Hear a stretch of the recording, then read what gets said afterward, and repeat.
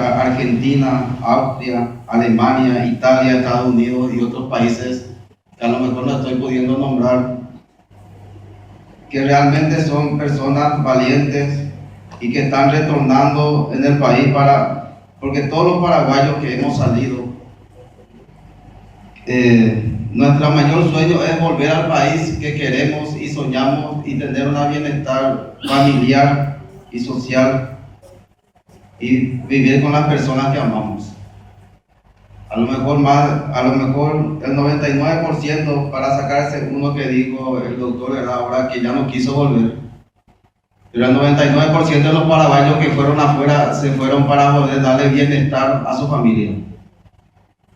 Y más del 50% son mujeres, madres que dejaron sus hijos para poder comprarle el pan de cada día, para poder pagar sus estudios, para poder pagar las cuentas que están en la libreta de todos los meses.